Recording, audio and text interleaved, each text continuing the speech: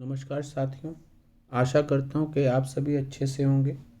आज हम महत्वपूर्ण व्यक्तित्व की श्रृंखला में रविन्द्रनाथ टैगोर से संबंधित उन प्रश्नों की चर्चा करेंगे जो सभी कॉम्पिटिटिव एग्ज़ाम की दृष्टि से अत्यधिक महत्वपूर्ण होते हैं। पहला पॉइंट, रविन्द्रनाथ टैगोर का जन्म कलकत्ता में 1861 में हुआ था। उनके पिता का नाम देवेंद्र नाथ टैगोर व माता का नाम शारदा देवी था। इनके पिता देवेंद्र नाथ टैगोर अपने आप में एक महत्वपूर्ण व्यक्तित्व, जिनसे संबंधित एक क्वेश्चन आता है कि तत्व बोधनी सभा की स्थापना किसने की थी। तत्व बोधनी सभा की जो स्थापना की थी वो देवेंद्र नाथ टैगोर जी ने की थी।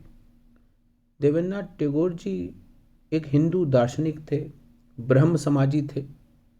अगर हम ब्रह्म समाज की बात करें तो महत्वपूर्ण स्थान रहा है उनके संस्थापक सदस्यों में। और एक समय ऐसा आया कि ब्रह्म समाज में ही केशव चंद्र सेन, वे भी एक सदस्य थे। उनके साथ वैचारिक मतभेद हो गए देवेंद्र नाथ टैगोर ने, और ब्रह्म समाज दो भागों में विभाजित हो गया। एक केशव चंद्र सेन का ब्रह्म समाज हो गया, जिसे भारतीय ब्रह्म समाज नाम दिया गया, और जो देवेंद्र नाथ टैगोर जी का ब्रह्म समाज था उसे आदि ब्रह्म समाज कहा गया।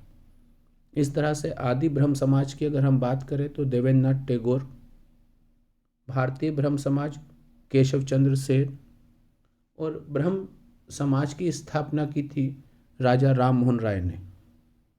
राजा राम मोहन राय ब्रह्म समाज के संस्थापक, प्रारंभ उन्होंने किया था।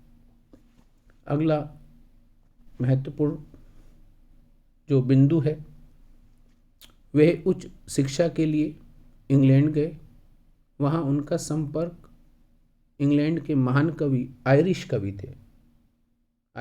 थे W.B. येट्स, विलियम बटलर येट्स जो थे।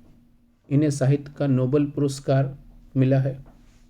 आयरलैंड के आयरिश कवि थे। इनके विचारों का अत्यधिक प्रभाव था रविंद्रनाथ टैगोर जी पर, और उनसे प्रभावित होकर इन्होंने गीतांजलि, जो इनका काव्य संग्रह था, उसका अंग्रेजी में अनुवाद किया, जिसके लिए 1913 में साहित्य का नोबेल पुरस्कार रविन्द्रनाथ टैगोर जी को मिला।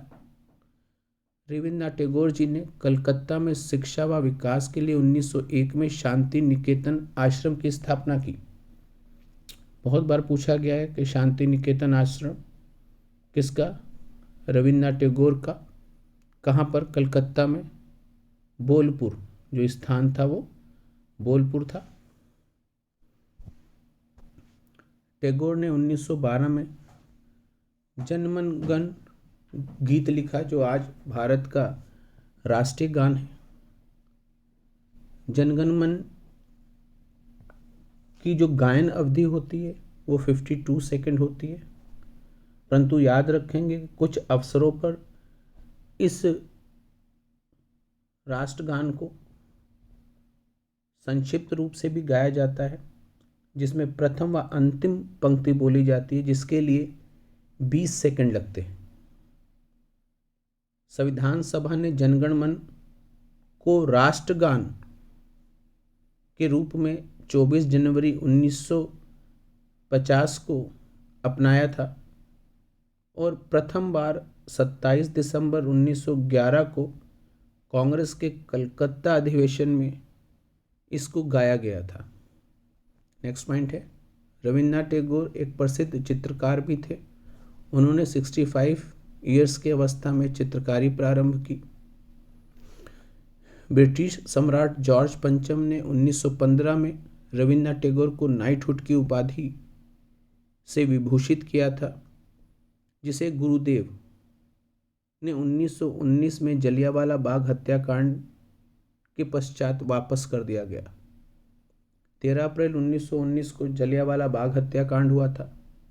अमृतसर में जनरल डायर ने निहत्थे लोगों पर गोलियां चलवा दी थीं, जिसकी जांच के लिए बाद में हंटर कमेटी भी नियुक्त की गई थी। परंतु एक इतना बड़ा हत्याकांड था भारतीय इतिहास में जघन हत्याकांड, जिससे नाराज होकर रविन्द्रनाथ टैगोर ने नाइटहुड की उपाधि वापस कर दी। नेक्स्ट है चित्रा। इनका महत्वपूर्ण वर्णन मिलता है चित्रा नामक उपन्यास में, जिसमें ब्रिटिश सरकार की शोषणकारी नीति तथा समाज के दुख दर्द का वर्णन दिखता है। इसी प्रकार सुप्रभात नामक कविता किसकी? रविन्द्रनाथ टैगोर की, जिसमें बंगाल विभाजन के विरुद्ध चलाए गए आंदोलन, कौन सा आंदोलन? बंगाल विभाजन के विरोध में चलाया गया था स्वदेशी आंदोलन। रविन्द्रनाथ टैगोर ने ही 16 अक्टूबर 1905 जब बंगाल का विभाजन लागू हुआ, तब आह्वान किया था जनता से कि इस दिन शोक दिवस व राखी दिवस के रूप में मनाएं। और स्वदेशी आंदोलन जो हुआ था वो बंगाल विभाजन के विरोध में हुआ था। नेक्स्ट है प्रायश्चित तथा मुक्तधारा। दोनों नाटक किसके? रविन्द्रनाथ टैगोर के नाटक हैं, जिसमें असहयोग आंदोलन का वर्णन मिलता है।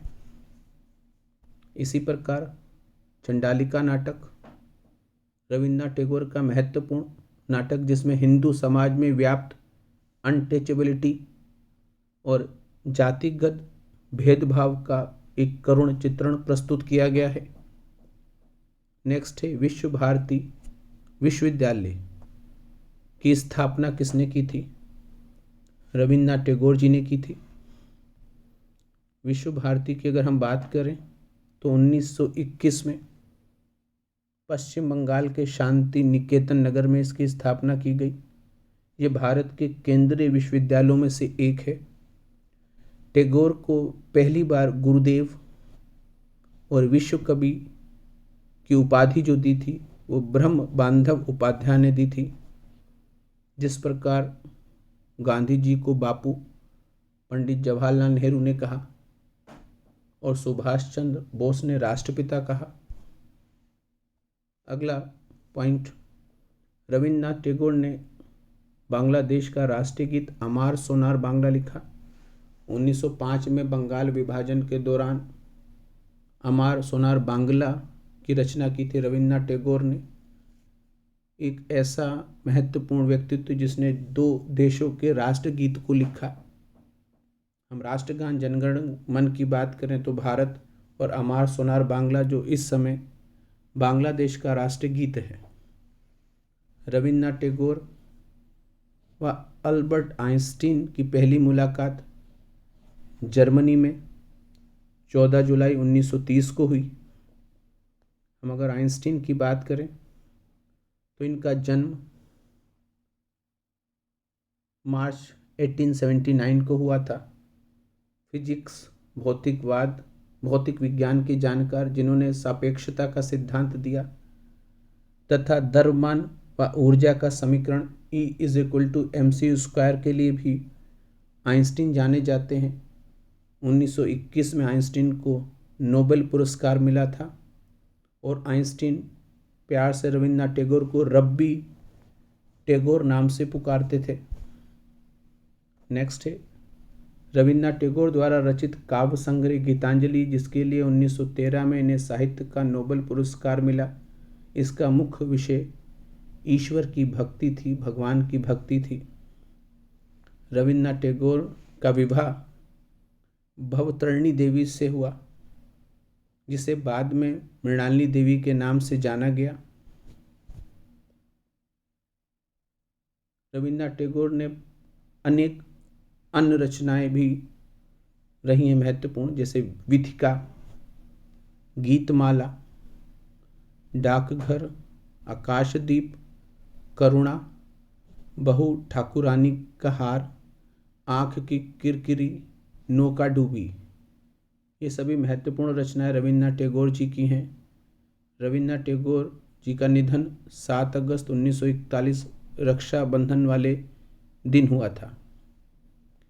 ये सभी वह महत्वपूर्ण बिंदु हैं जिससे संबंधित प्रश्न प्रतियोगी परीक्षाओं में पूछे जाते रहे हैं। इसके साथ ही ये वीडियो यहाँ पर समाप्त होता है। अगले महत्वपूर्ण व्यक्तित्व के साथ बहुत जल्दी हम फिर मुलाकात करेंगे। तब तक के लिए नमस्कार, बाय बाय।